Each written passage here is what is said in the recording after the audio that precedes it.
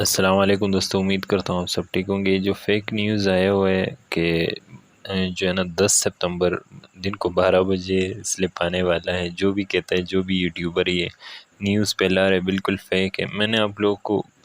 मैं आपका कभी टाइम वेस्ट नहीं करना चाहता, वरना दिन में 2-3 वीडियोस में भी अपलोड कर सकता हूँ बार बार थंबनेल लगा के स्लिप आ गया, डाउनलोड कर दे, ऐसे करे वैसे करे। मुझे पता है इससे आप लोगों को बुरा भी लगता है, टाइम भी वेस्ट होता है। एग्जैक्ट डेट किसी को भी नहीं पता, और ये भाई ने तो टाइम भी बता दिया कि जी 12 बजे आ जाएगा। ऐसा कुछ भी नहीं है। आप लोग 10 सितंबर कल है, और शायद कुछ लोग इसका इंतज़ार भी कर रहे हैं कि 12 बजे तो स्लिप आने वाला है, शायद आ भी जाए। लेकिन 10 से लेके 19 सितंबर तक का मैंने कहा था, मैंने ये कभी भी नहीं कहा कि 12 बजे के दरमियान या दिन को 10 सितंबर को बल्कि आ जाएगा। एग्जैक्ट डेट मैंने नहीं बताया था। खैर, जो लोग जैसे ही समझे वो उनकी अपनी मर्ज़ी है। इसके अलावा CNIC का बहुत बंदों का इशू था।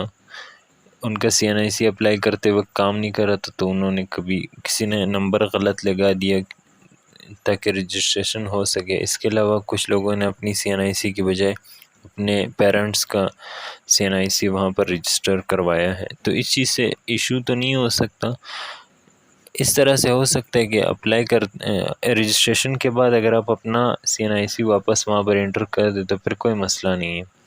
वैसे अप्लाई आपने अपने लिए किया है तो फिर आपका अपना CNIC देना चाहिए। खैर, रजिस्ट्रेशन के वक्त अगर आपने अपने पेरेंट्स का CNIC दिया है तो ठीक है, लेकिन वहाँ पर जब आपका एप्लीकेशन फ़िल करना हो तब आपने अपना CNIC देना होता है। बहुत से लोगों ने इस तरह किया है, लेकिन कुछ लोगों ने CNIC भी वालिद साहब का दिया है या घर वालों का किसी का भी दिया हो, और साथ ही अपना पूरा डेटा दिया हुआ है। अब उनके पास आपका नाम जाएगा, आपके एक नाम से 50 बंदे होंगे, वो आपका नाम नहीं देखेंगे, वो आपकी CNIC देखेंगे। अब CNIC जब आपको वो देखेंगे तो उसमें आपके वालिद का नाम होगा, और उनके वालिद का नाम होगा, उनकी वालिदा का नाम होगा, जो भी होगा। तो आपने अपना नहीं बल्कि अपने पेरेंट्स का डेटा वहाँ दिया है। तो इस चीज़ से मैं ये दिल नहीं तोड़ना चाहता, मायूस नहीं करना चाहता, लेकिन इस तरह से आपको शायद शॉर्ट लिस्ट ना किया जाए। इस चीज़ के लिए मैं माज़रत चाहता हूँ। आप लोगों ने शायद गलत तरीके से अप्लाई किया है, एप्लीकेशन सबमिट किया है।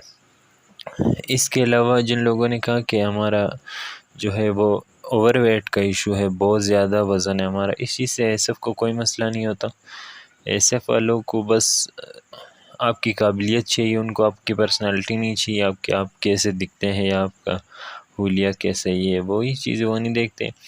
वेट का उन्होंने कुछ नहीं कहा। 1.6 किलोमीटर का वहाँ मेंशन है। अगर आप वो पूरा कर सकते हैं तो फिर ठीक है, नहीं तो अगर वैसे भी उनको पता है जिनका वेट ज़्यादा है वो पूरा नहीं कर सकते, लेकिन अगर वेट ज़्यादा होने के बावजूद भी आप इसको कंप्लीट कर लेते हैं तो फिर उनको कोई इशू नहीं है। आपकी काबिलियत है, आपको सिलेक्ट कर लेंगे। गर्ल्स के जो कॉमन प्रॉब्लम्स है, जो स्किन के प्रॉब्लम्स है, ऐसा कुछ भी नहीं होता। अगर आपने ख़ुद हाथ जलाया हुआ है या ब्लेड से काटा हुआ है या फिर ऐसा कोई इंजरी है जो कि आपने ख़ुद फिज़िकली ख़ुद को डैमेज किया हुआ है, इस चीज़ पे वो लोग सवाल उठा सकते हैं, इंटरव्यू में पूछ सकते हैं कि आपने ऐसे क्यों किया, कि आप मेंटली मतलब आप पे प्रेशर तो नहीं है, डिप्रेस तो नहीं है आप, इस वजह से मैंने ये चीज़ें मेंशन की। मैंने ये नहीं कहा कि आपको स्किन प्रॉब्लम हो तो वो आपको रिजेक्ट कर देंगे। ये सारे नेचुरल चीज़ें हैं, इन पे कोई वो लोग एक्सक्यूज़ वो नहीं करते कि आपने क्यों ऐसा किया है या ऐसा क्यों हुआ है। जो हुआ है वो तो हो चुका है, लेकिन जो आपने ख़ुद किया हो तो फिर वो लोग ये समझते हैं कि ये मेंटली बहुत डिस्टर्ब है। बहुत सारे यूट्यूबर्स ऐसे कहते हैं आपको खुश करने के लिए कि आपके अगर आपने 2 पोस्ट पे अप्लाई किया तो आपका जो है टेस्ट एक साथ होगा। ऐसा कुछ भी नहीं है, आपके टेस्ट अलग अलग होंगे। और आप लोगों को पता होगा शायद कुछ में से कि जब भी कॉर्पोरल के लिए आपने अप्लाई किया तो आपका अलग स्लिप आता है और उसका डेट होता है। आपको पता होगा कि आपने इस चीज़ पे गौर भी किया होगा कि ASI का फिर अलग से स्लिप आता है और उनका रिटर्न टेस्ट जो होता है वो अलग डेट को होता है। तो अगर आप फिज़िकली फिट भी है फिर भी उनको चेक करना पड़ेगा, बेशक आप आर्मी से रिटायर्ड हो, जो भी हो। आप आपको एक बार टेस्ट लाजमी देना पड़ेगा। ऐसे नहीं कि आपने एक बार फिज़िकल दे दिया और फिर दोबारा आपको इसकी ज़रूरत नहीं पड़ेगी। आप इस चीज़ से इनका अंदाज़ा लगा सकते हैं। शुरू में SF में आपका फ़िज़िकल और मेडिकल होता है, पास करने के बाद रिटर्न होता है, उसके बाद इंटरव्यू होता है। तो इस पूरे प्रोसेस में तकरीबन 7 से 8 महीने लग जाते हैं। इसके बाद एक बार फिर से आपका मेडिकल होगा।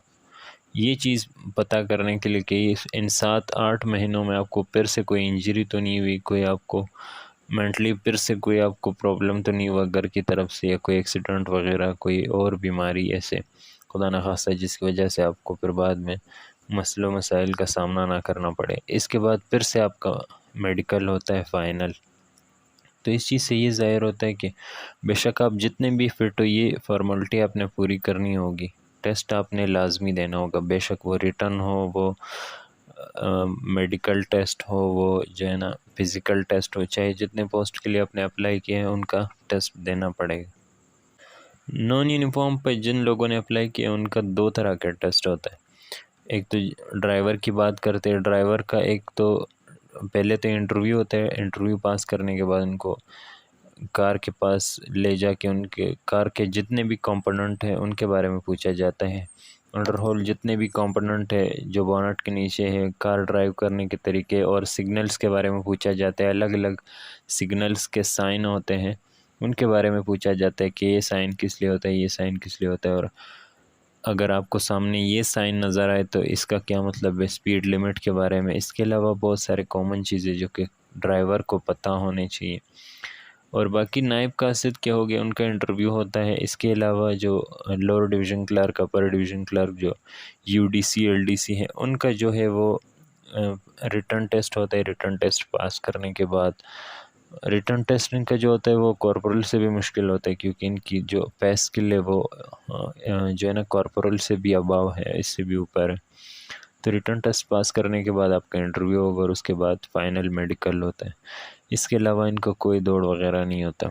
और गर्ल्स की अगर बात की जाए तो बार बार ये लोग पूछते हैं मार्क्स। इनके क्राइटेरिया मैंने पहले भी बताया हुआ है, बिल्कुल सेम होता है।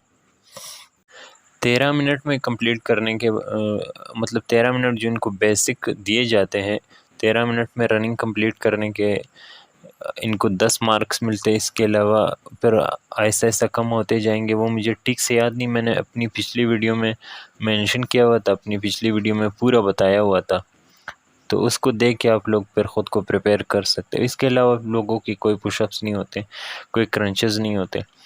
क्रंचेस भी एक भाई ने सवाल किया था कमेंट में कि क्रंचेस क्या होता है। क्रंचेस पुशअप्स टाइप होते हैं, आप लोग यूट्यूब में भी देख सकते हो। पुशअप्स नहीं, सॉरी, सिटअप्स की तरह होते हैं। अपने लेटना होता है और फिर पेट के बल अपने वापस उठना होता है, इस तरह कुछ होता है। तो वो फिर आप ख़ुद भी इसके लिए ख़ुद को प्रिपेयर कर सकते हो। और रनिंग के बाद जो सबसे मुश्किल स्टेप है वो क्रंचेस है। पुशअप्स थोड़े आसान है लेकिन वो आप नहीं लगा पाएंगे, उसके लिए आप ख़ुद को अच्छे से प्रिपेयर। पुशअप्स, क्रंचेस, ये चेस्ट मेजरमेंट, ये चीज़ें सिर्फ मेल के लिए है। बाकी रनिंग जो है वो सिर्फ गर्ल्स के लिए, फ़िज़िकल मेडिकल में बाकी इनके भी सेम मेडिकल होगा और जैसे बॉयज़ का होता है। वीडियो अगर पसंद आई हो तो चैनल को ज़रूर सब्सक्राइब कर दीजिएगा, और जैसी अपडेट आते हैं मैं इंशाल्लाह आपको इन्फॉर्म कर दूँगा। Thank you.